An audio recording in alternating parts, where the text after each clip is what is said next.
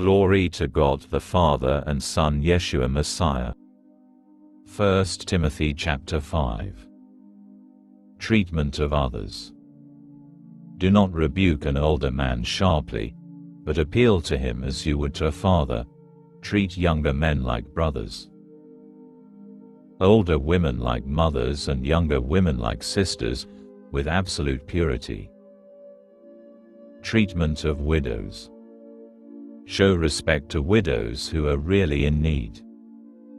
But if a widow has children or grandchildren, first let them learn to do their religious duty to their own family and thus repay some of the debt they owe their forebears, for this is what is acceptable in the sight of God.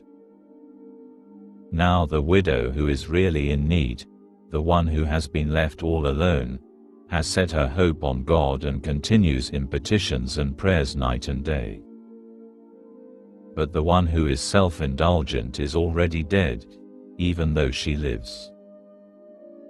And instruct them about this, so that they will not be open to blame. Moreover, anyone who does not provide for his own people, especially for his family, has disowned the faith and is worse than an unbeliever.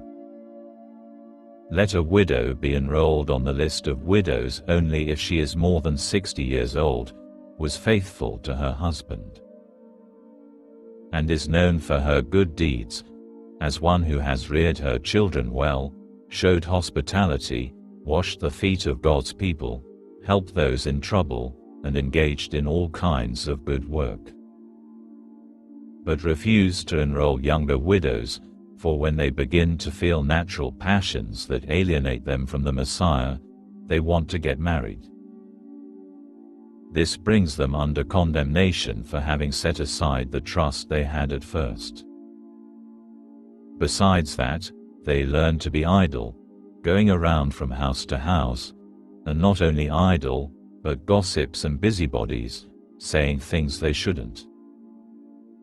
Therefore, I would rather the young widows get married, have children and take charge of their homes, so as to give the opposition no occasion for slandering us.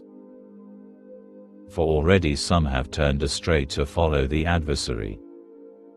If any believing woman has relatives who are widows, she should provide relief for them. The congregation shouldn't be burdened, so that it may help the widows who are really in need. Treatment of elders.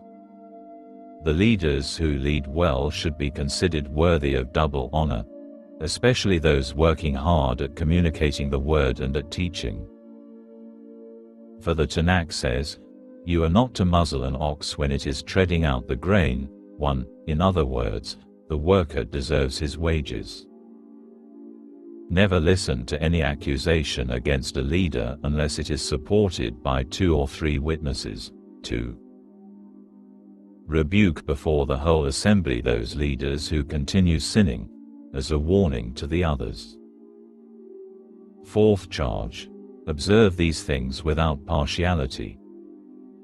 Before God, the Messiah Yeshua and the chosen angels, I solemnly charge you to observe these instructions, not prejudging and not doing anything out of favoritism.